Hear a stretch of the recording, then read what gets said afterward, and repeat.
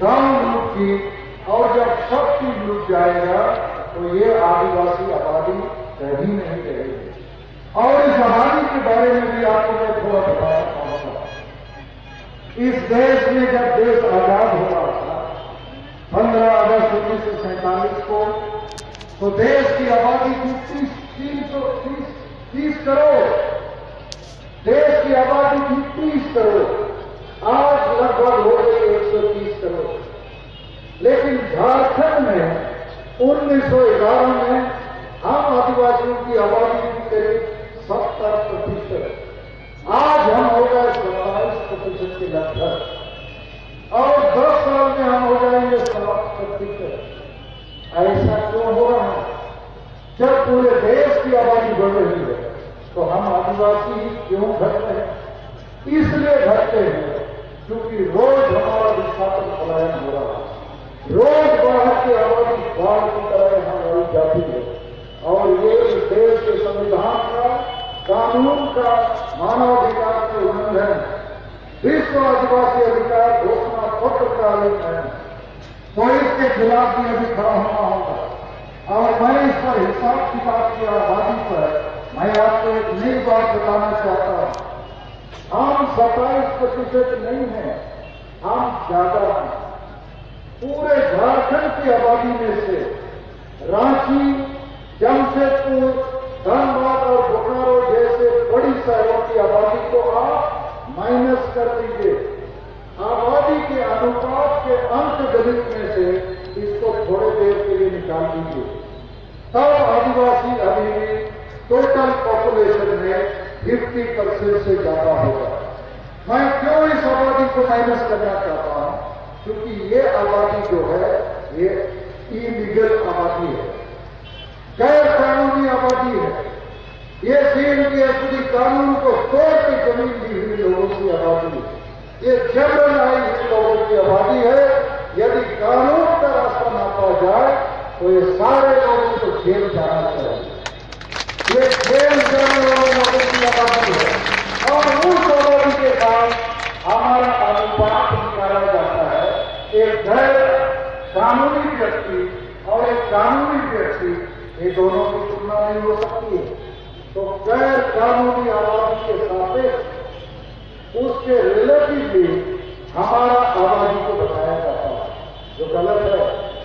और सवाल यह उठता है, जब देश की आबादी बढ़ रही है तो झारखंड में आबादी आदिवासी को क्यों घट रही है? क्यों घट रही है? इसके लिए दोषी कौन है?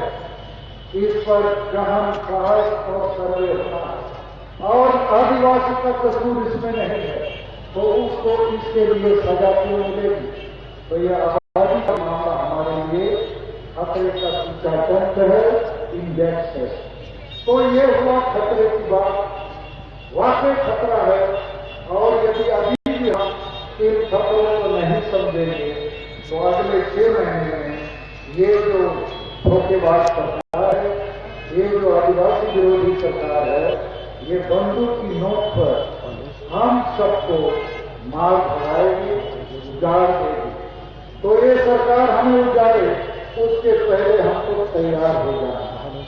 और हम आज आपको कैसे तैयार होंगे, क्या है समाधान, हमें क्या करना है तुरंत बताएंगे। लेकिन समाधान बताने के पहले हम आपको ये जो काला कानून, जमीन लूट, नौकरी लूट, गांव लूट, आबादी लूट का बना है, इस काला कानून को किसने बनाया है, इसको आपको जानना चाहिए। कोई भी कानून भारत देश में MLA और MP बनाते हैं। MLA और MP ही विधानसभा और लोकसभा में कानून बनाते और बिगाड़ते हैं। जिसको आप लोग वोट देते हो वो MLA बनता है या MP बनता है। MLA लोग विधानसभा या असेंबली जाते हैं और MP लोग पार्लियामेंट या संसद जाते हैं। और झारखंड में भी विधानसभा इधर है। उस विधानसभा में 81 MLA बैठते हैं जो वोट से चुनकर आते हैं। लेकिन झारखंड चूंकि 5वीं अनुसूची का राज्य है,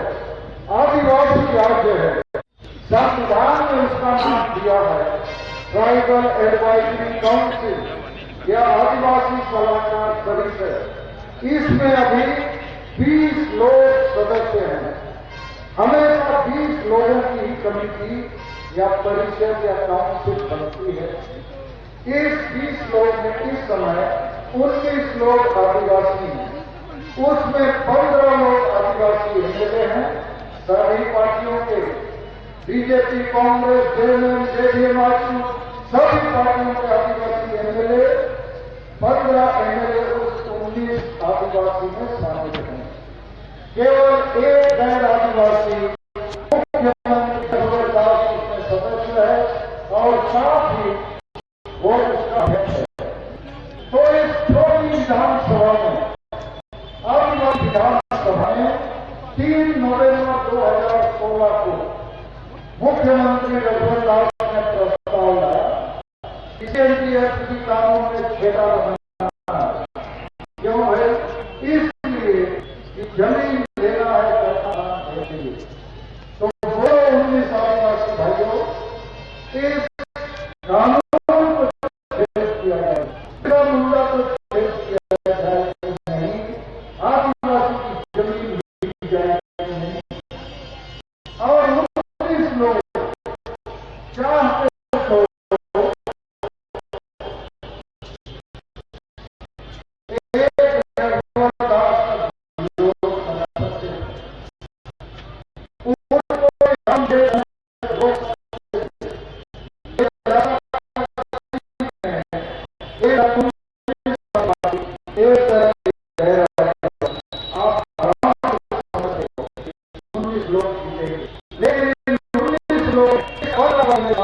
हमें बेच दिया, आदिवासियों को बेच दिया, को बेच दिया।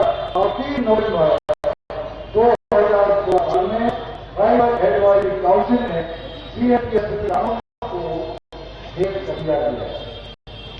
तो मैं आप लोगों से पूछना चाह रहा हूं कि पुलिस लोग को दोषीदार मानेंगे कि नहीं? लोग कह रहे मानेंगे, हाथ उठाइए। सभी लोग कह रहे हैं इस कानून को, प्रस्ताव को पास नहीं करते तो बड़ी विधानसभा में ये कानून का प्रस्ताव नहीं जाता। तो 23 नवंबर 2016 को बड़ी विधानसभा, 81 सदस्यों की विधानसभा, जहां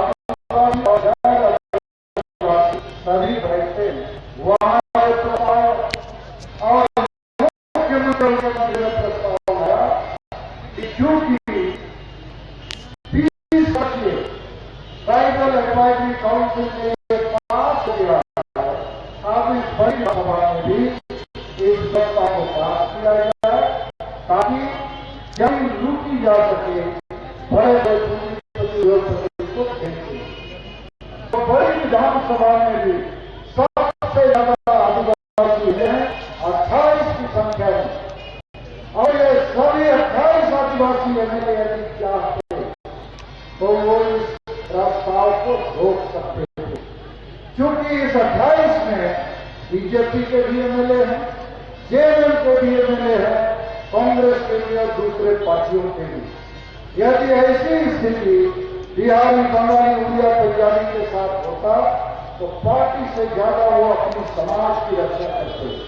लेकिन हमारे 28 आदिवासी एमएलए या विधायकों ने समाज का फिक्र नहीं किया, उन्होंने अपनी पार्टी का फिक्र किया, पेट परिवार और स्वास्थ्य का, मोदी सरकार से हमें भेज दिया।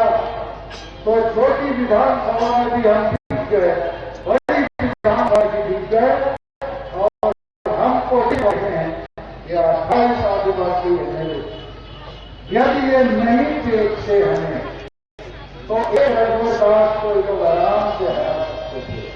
इसलिए आदिवासी संयम अभियान का ऐसा मानना है ये सभी 28 आदिवासी एमएलए दोषी हैं।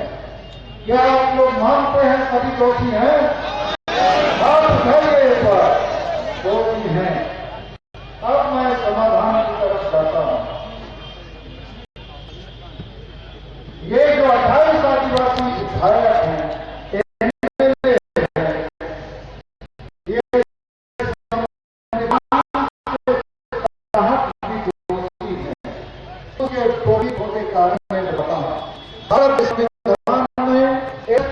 ऐसी आरक्षण है, रिजर्वेशन इसलिए है कि उनके समाज से यदि कोई भी एमएलए विधानसभा और संसद में नहीं जाएगा तो उनके लिए कोई नहीं बोलेगा। तो ये 28 आदिवासी एमएलए आदिवासी समाज के संपत्ति हैं और ये 28 सीट आदिवासी समाज का है, बीजेपी कांग्रेस जेएमएम का सीट नहीं है। और इसीलिए इन 28 आदिवासी रिजर्व सीट में चुनाव लड़ने के लिए आदिवासी सर्टिफिकेट दिखाना पड़ता है। यदि किसी के पास सर्टिफिकेट नहीं होगा तो वो चुनाव नहीं कर सकता। यदि कोई व्यक्ति कहेगा मैंने बीजेपी का टिकट लाया है, हम आदिवासी आरक्षित सीट से चुनाव लड़ना चाहते हैं, तो वो आदिवासी हो या गैर आदिवासी हो, चुनाव पदाधिकारी उसको चुनाव नहीं लड़ने देगा। उससे कहेगा कि पहले आप आदिवासी जाति प्रमाण पत्र सामने लाओ। तो आदिवासी जाति प्रमाण